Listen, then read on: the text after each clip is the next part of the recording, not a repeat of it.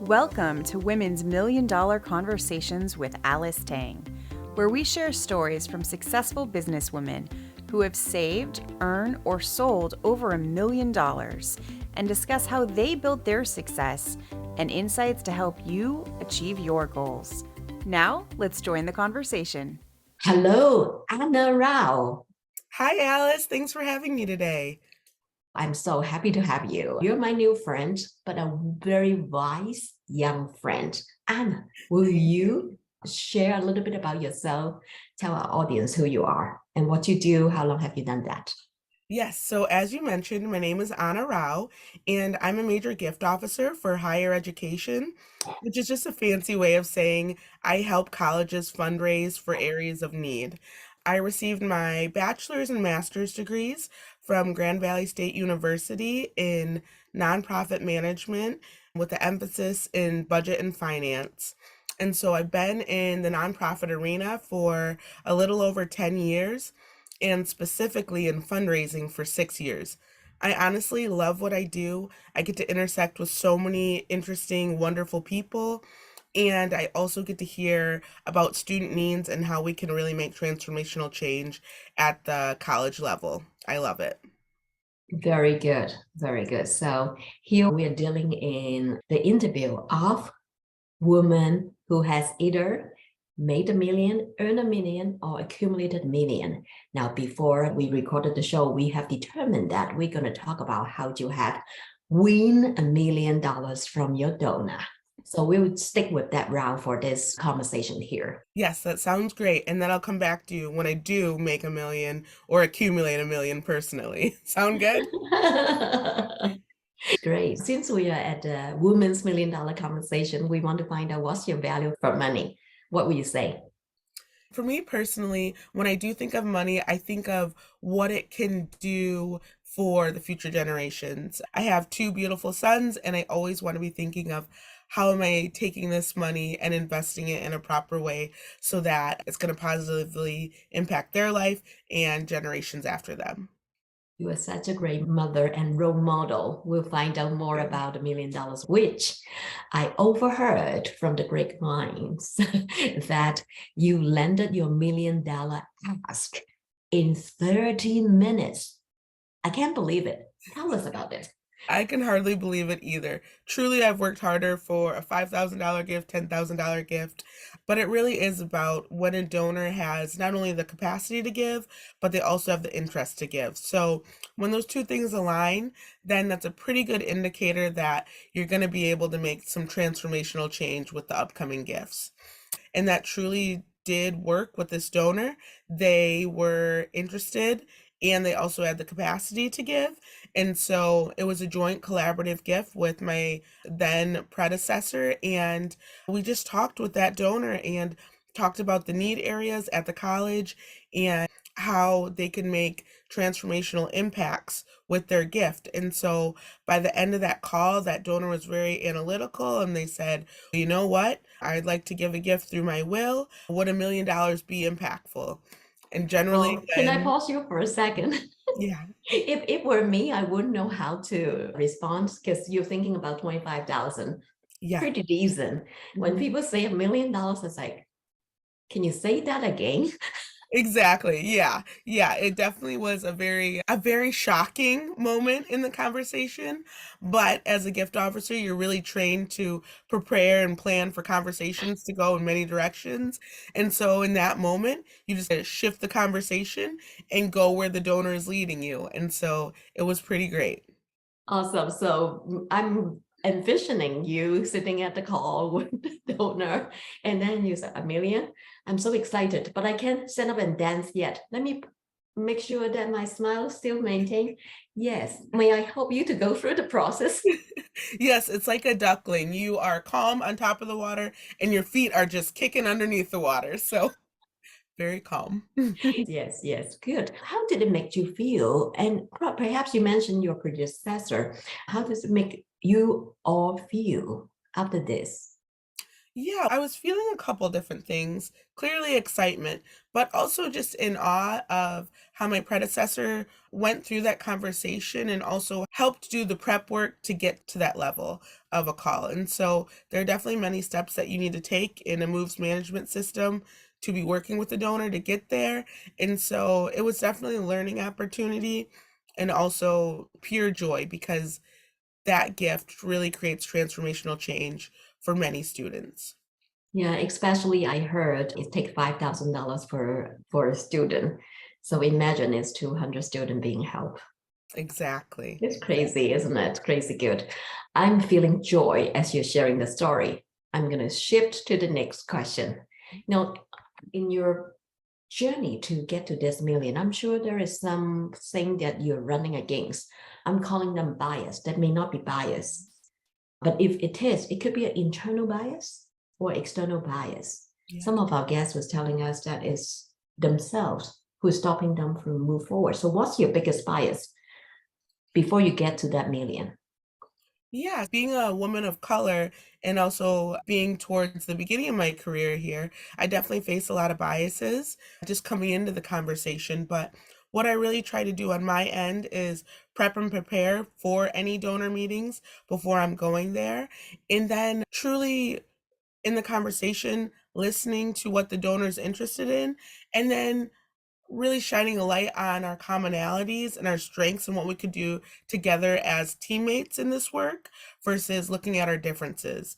And so I've found over the years that us as humans, we have more things in common than we do that separate us.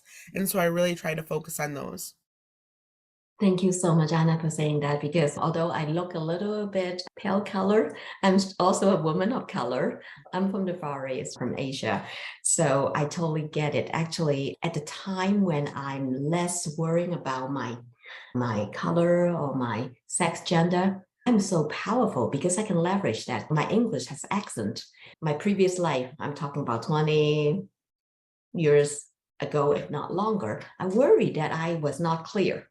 You know what? I get to a point that when people did not understand, they have the responsibility to raise their hand and ask, Alice, would you repeat? How would I know? They don't understand. That's Exactly. communication, two ways, two ways. Exactly. I flow a ball. If you can't catch it, ask me to flow again. Simple fact. So Yeah. I love that. We will leverage our color and my accent. Exactly. And even thank you for sharing that, Alice. And I too, I'm from Zambia, and so from another country. And so there's already that commonality of being immigrants here to the US. And so it truly is when you have conversations and you get to know people on a different level, you get to find out more about one another, and that brings you together. So I love that. Beautiful, beautiful. Now, every work has its own challenge. Career has its own challenge itself. So I bet you there is one, two, three, or many times that you said, you know what? It's so hard here. I wanted to quit. What kept you going? Yeah. What truly keeps me going, and I think I've never worked in the for-profit sector, but at least in the nonprofit sector, organizations really try to stick to their mission and values.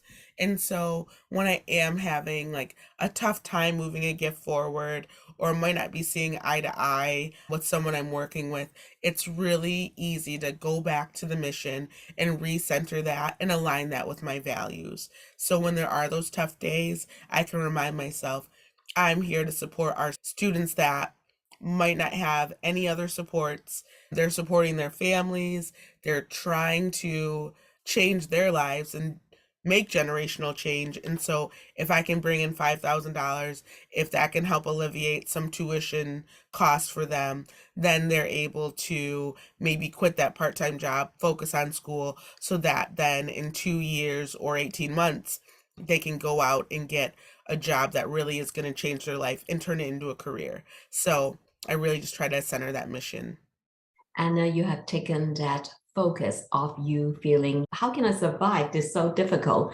And then you send that focus or take that focus to what's the impact Yeah. of my work so that sustain you at the time when you perhaps is at the lowest place, where sometimes Murphy's laws, right? Everything went wrong, was nobody's fault. As long as we decided we're going to be resilient and stand up again the next morning, right? Rest well and focus on the impact instead of, I'm so sorry for myself. It's all about maybe flipping the script and looking at a new way of viewing the problem, coming up with a new That's good. solution. That's beautiful. That's beautiful. Of course, our audience was looking at you and want to be Anna. I want to be her. What's the one thing that you're going to give them? Like one piece of advice? Yes, one piece of advice. I would say with this work, anyone can do it. It's truly about just listening to what people have to say, where their passion areas are, and then pairing them up with the needs. My one piece of advice I would give to them is don't be scared to ask. You already know the worst answer, and that's no.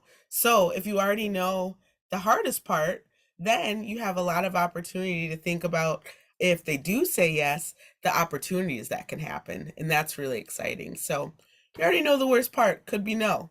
And then Yeah, I just so much respect for what you say. You already know what's the worst. The worst is somebody saying no. They're not asking you to give them your firstborn child or ask you to move to back to your home in Gambia, right? exactly. Yeah.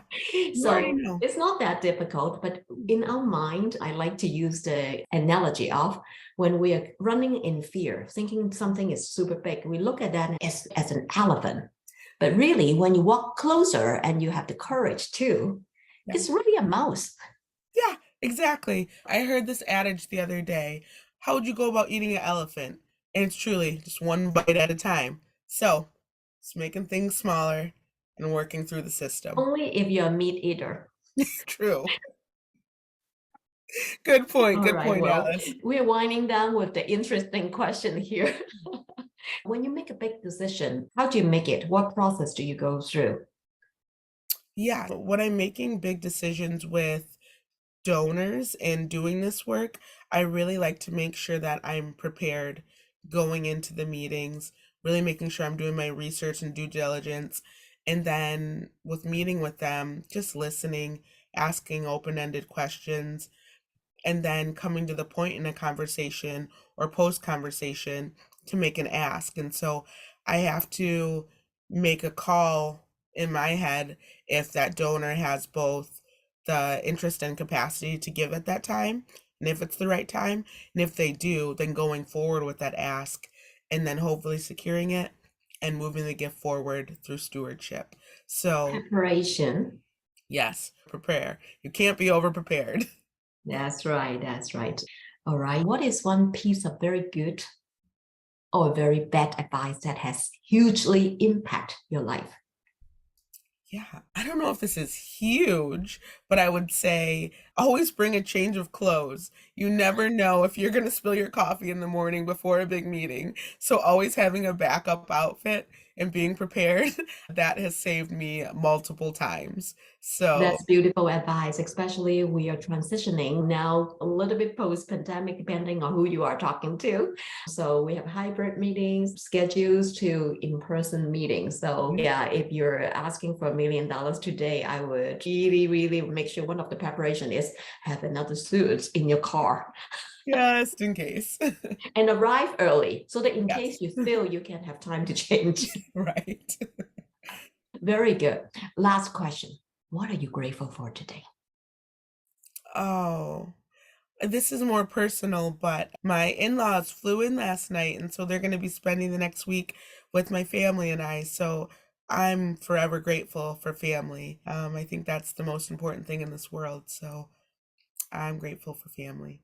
I love how we close that because it's really family. Why do we need to go out and earn or make money? We even talk about $1 million.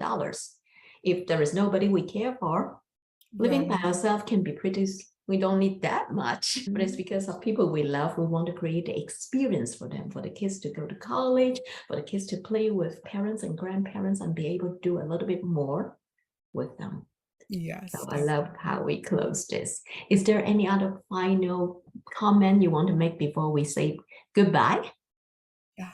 No, I think we covered everything. Thank you, Alice. It's Yes. truly been an honor to meet with you. Thank you, Anna. We appreciate you.